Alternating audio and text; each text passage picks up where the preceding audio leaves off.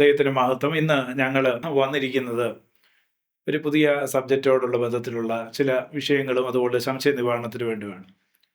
Bible difficulties എന്ന ഒരു ടോപ്പിക്കുമായി ബന്ധപ്പെട്ട ചില ചോദ്യങ്ങളും അതിൻ്റെ ഉത്തരങ്ങളും നൽകുകയാണ് ഈ വീഡിയോയിലൂടെ ഞങ്ങൾ ചെയ്യുന്ന ദൗത്യം എന്ന് പറയുന്നത്. നമുക്കറിയാം, ബൈബിൾ എഴുതുവാൻ വേണ്ടി ഏതാണ്ട് 1600 വർഷങ്ങളെടുത്തു.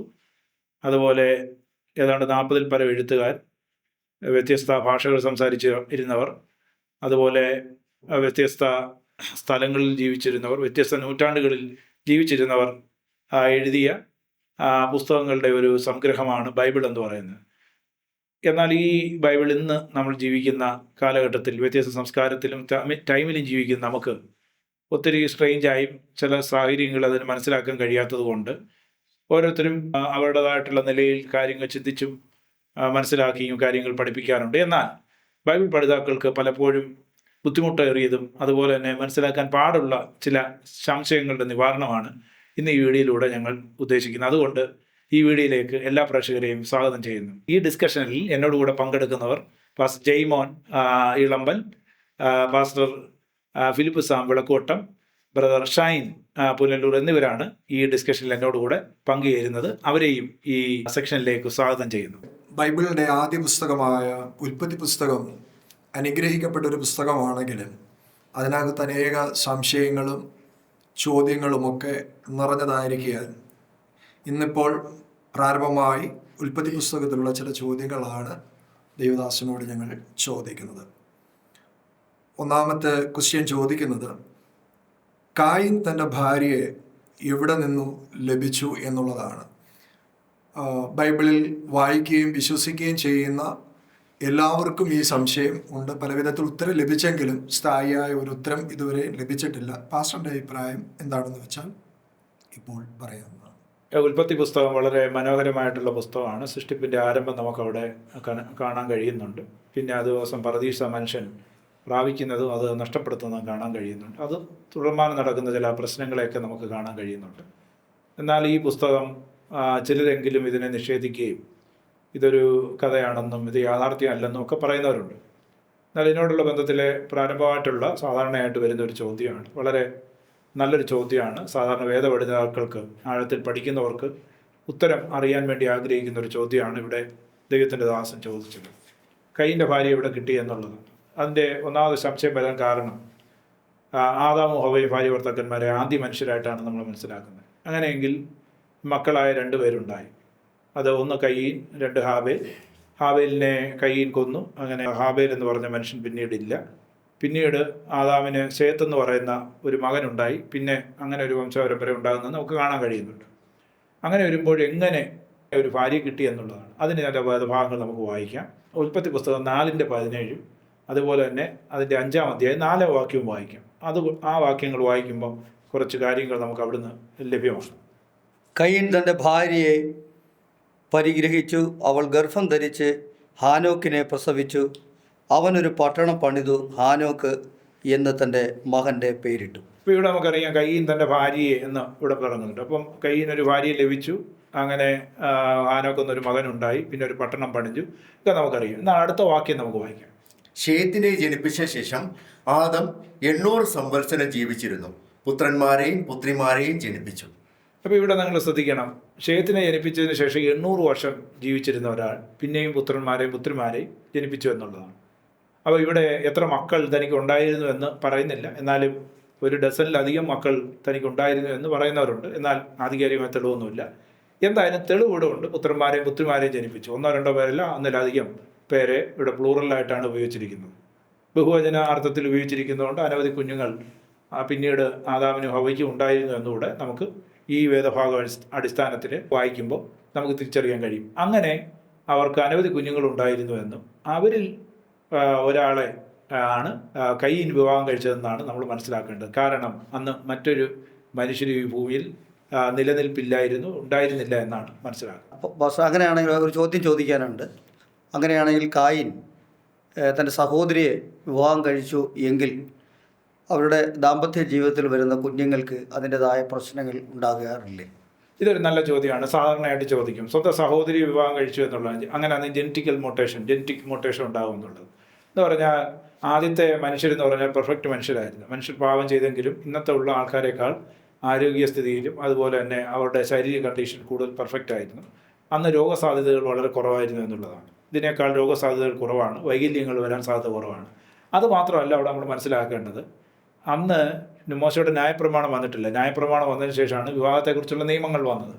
അന്ന് ആ നിയമങ്ങൾ നിലനിൽക്കാത്തത് കൊണ്ട് തനിക്ക് ഇങ്ങനെ ഒരാളെ വിവാഹം കഴിക്കാൻ കഴിയുമെന്നും അതുപോലെ തന്നെ ഇത്തരത്തിലുള്ള ജനറ്റിക്കൽ മൊട്ടേഷൻ ഇന്നും ഉള്ളതുപോലെ ഉണ്ടായിരുന്നില്ല എന്നുള്ളതാണ് കാരണം. അതുകൊണ്ടാണ് ഈ കാര്യം ഇങ്ങനെ നമുക്ക് മനസ്സിലാക്കാൻ കഴിയുന്നത്. പാസ്റ്റർ ഒരു ക്വസ്റ്റ്യൻ ചോദിക്കുന്നു.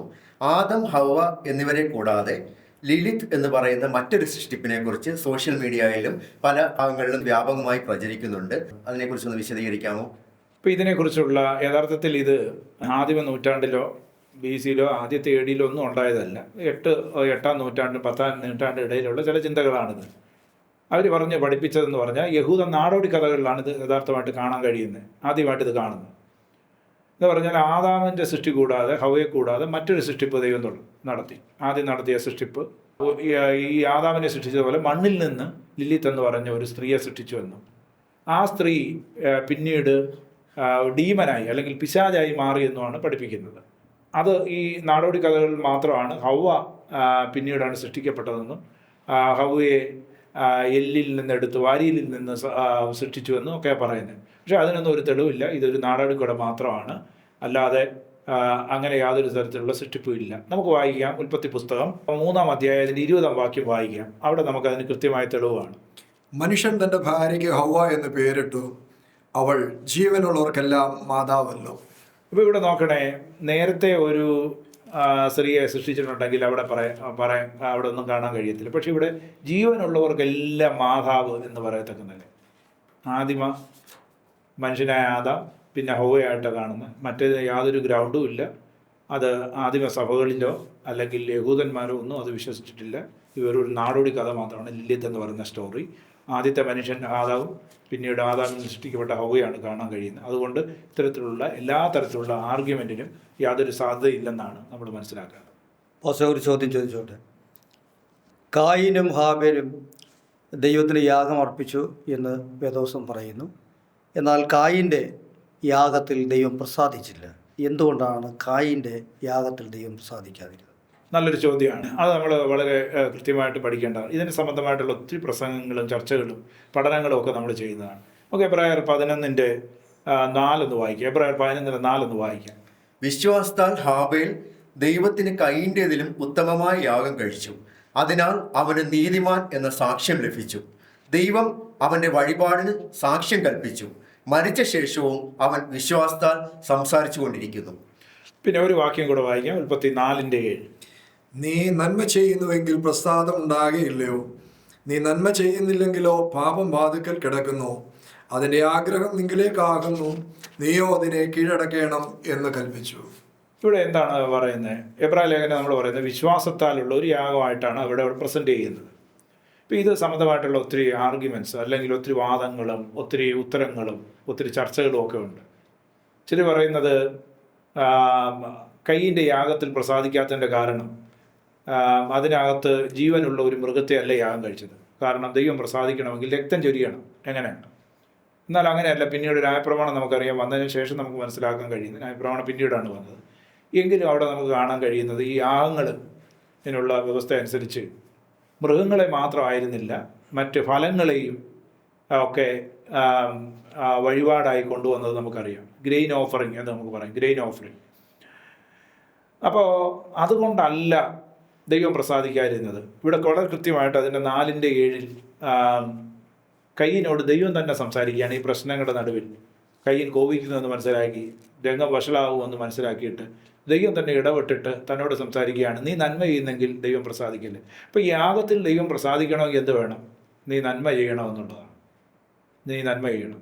അപ്പോൾ ഈ കയ്യിനിലുള്ള ഒരു പ്രശ്നമെന്ന് പറഞ്ഞാൽ അവൻ കൊണ്ടുവന്ന യാഗത്തിൻ്റെ പോരായ്മയല്ല. അവൻ കൃഷിക്കാരൻ, അവന് കൃഷിയെ കൊണ്ടുവരാൻ പറ്റത്തുള്ളൂ. കൃഷി സാധനങ്ങളെ കൊണ്ടുവരാം, അതിലുള്ള ബെസ്റ്റ് അവൻ കൊണ്ടുവരാൻ പറ്റും. അതുപോലെ തന്നെ ചിലർ പറയും കയ്യിൻ്റെ യാഗത്തിൽ പ്രസാദിക്കാതിരുന്നത് ചിലപ്പോൾ എലി കടിച്ചതൊക്കെ ആയിരിക്കും ഈ കയ്യും കൊണ്ടുവന്നത്.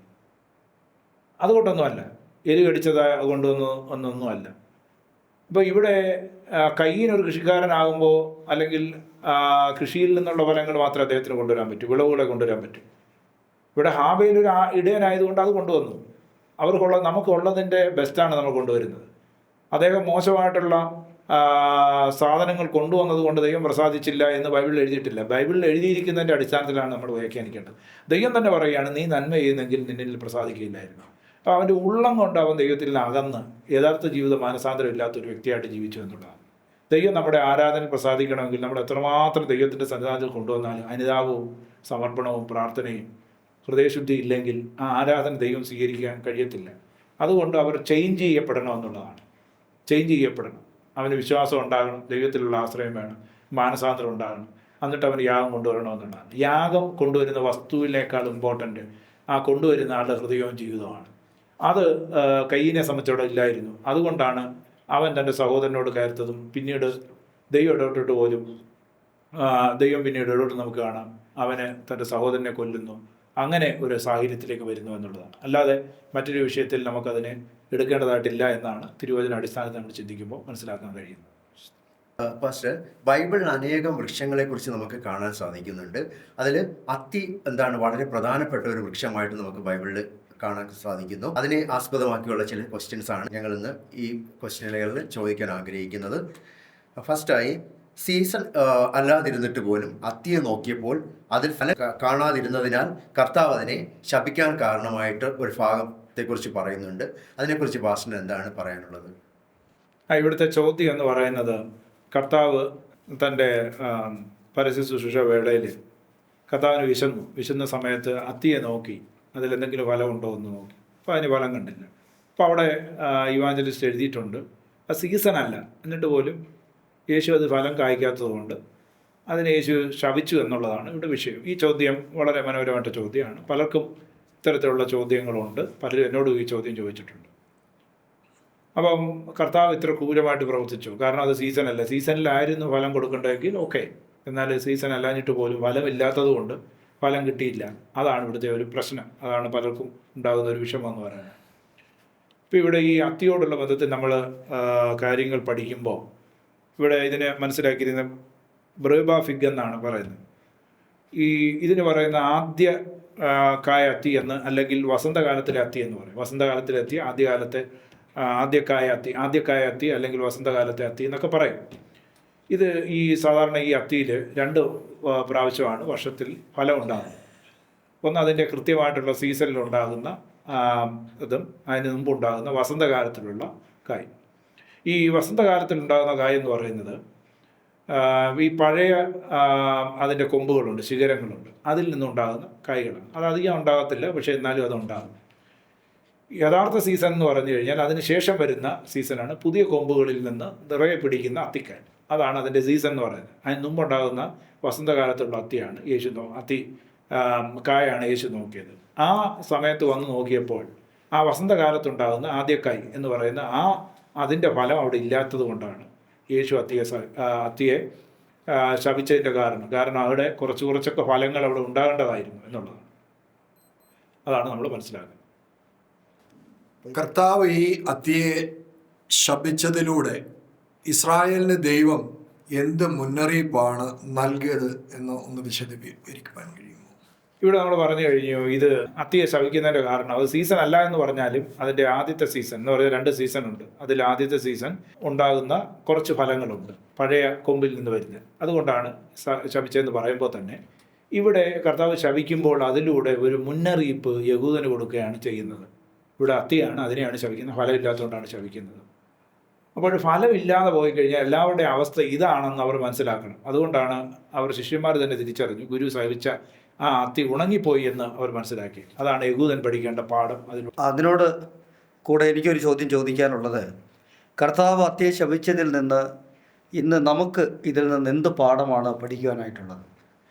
ഇവിടെ ഒരു വൃക്ഷത്തിൽ നിന്ന് എപ്പോഴും ഉണ്ടാകേണ്ടത് ഫലമാണ്. അത് മുന്തിരിവള്ളി ആണെങ്കിലും അത് അത്തിയാണെങ്കിലും മറ്റേത് ഒലിവാണെങ്കിലും ഇതിനെല്ലാം ഫലമാണ് ഉദ്ദേശിക്കുന്നത്. അതുപോലെ തന്നെ മനുഷ്യരിൽ നിന്ന്, ദൈവമക്കളിൽ നിന്ന് ദൈവം ആഗ്രഹിക്കുന്ന ഫലമാണ്. നമ്മിൽ എല്ലാവരിൽ നിന്നും ദൈവം ഫലം ആഗ്രഹിക്കുന്നുണ്ട്. ഫലം എന്ന് പറഞ്ഞാൽ ഓരോരുത്തരെയും ഓരോ നിലയിലാണ് ദൈവം സൃഷ്ടിച്ചിരിക്കുന്നത്. ദൈവം നമുക്ക് തന്നിരിക്കുന്ന താലന്തുകൾ, കഴിവുകൾ, സാഹചര്യങ്ങൾ, സമ്പത്ത്, ജോലി എല്ലാം വ്യത്യസ്തമാണ്. നമുക്ക് ഓരോരുത്തർക്കും ഇൻഫ്ലുവൻസ് ചെയ്യാൻ കഴിയുന്ന മേഖലകളുണ്ട്, ഇല്ലാത്ത മേഖലകളുണ്ട്. എന്നാൽ ദൈവം നമുക്ക് ഇതെല്ലാം തരുമ്പോൾ നമുക്കൊരു റെസ്പോൺസിബിലിറ്റി ഉണ്ട് എന്നുള്ളതാണ്. നമ്മുടെ ഉത്തരവാദിത്വം എന്ന് പറഞ്ഞാൽ നിറവേറ്റുക. സമൂഹത്തോടുള്ള ബന്ധത്തിൽ നമ്മുടെ ഉത്തരവാദിത്തങ്ങൾ കൃത്യമായി നാം നിറവേറ്റണം. നമ്മുടെ കുടുംബത്തിൽ കുടുംബനാഥനാണെങ്കിൽ നാഥൻ, കുടുംബനാഥയാണെങ്കിൽ അങ്ങനെ, കുഞ്ഞുങ്ങളാണെങ്കിൽ അങ്ങനെ, ഏത് സ്ഥാനമാണ് നമുക്കുള്ളത് ആ സ്ഥാനം കൃത്യമായി നാം നിറവേറ്റണം. ദൈവത്തിൻ്റെ മക്കൾ എന്നുള്ള നിലയിൽ സഭയോടുള്ള ബന്ധത്തിൽ, ശുശ്രൂഷയോടുള്ള ബന്ധത്തിൽ ദൈവം നമുക്ക് താലന്തുകളെയും കഴിവുകളെയും സാധ്യതകളെയും റിസോഴ്സുകളെയും തന്നിട്ടുണ്ട്. അത് നാം കൃത്യമായിട്ട് ദൈവത്തിൻ്റെ വേലയ്ക്ക് നാം പ്രയോജനപ്പെടുത്തണം. സമൂഹത്തിലെ കാരുണ്യ പ്രവർത്തനങ്ങൾക്ക് ദൈവം നമുക്ക് സാഹചര്യങ്ങളെ നൽകുമ്പോൾ അതിനോടുള്ള ബന്ധത്തിലും നാം നമ്മുടേതായ ഉത്തരവാദിത്തങ്ങൾ നിറവേറ്റണമെന്നുള്ളതാണ്. ദൈവം ആഗ്രഹിക്കുന്ന നമ്മൾ ഫലവത്തായി തീരണമെന്നുള്ളതാണ്. നാം ഫലവത്തായി തീരുന്നില്ലെങ്കിൽ ദൈവം അതിൽ ദുഃഖിക്കുന്നുവെന്നും ഈ ഭാഗത്തിലൂടെ നമ്മൾ മനസ്സിലാക്കേണ്ട, പഠിക്കേണ്ട ഏറ്റവും പ്രധാനപ്പെട്ട സത്യമാണ്. അതുകൊണ്ട് അത്തിയെ കർത്താവ് ശപിച്ചത് അതിൻ്റെ സീസൺ അല്ലായിരുന്നു, എന്നാലും അതിൻ്റെ ആദ്യ സീസണായിരുന്നു. കുറച്ചെങ്കിലും ഫലം ഉണ്ടാകേണ്ട സമയത്ത് ഒരു ഫലം പോലും ഇല്ലാത്തതുകൊണ്ടാണ് ശപിച്ചതെന്നും കൂടെയാണ് ഈ ഭാഗത്തിൽ നമ്മൾ മനസ്സിലാക്കേണ്ട ഏറ്റവും പ്രധാനപ്പെട്ട സന്ദേശം എന്ന് പറയുന്നത്.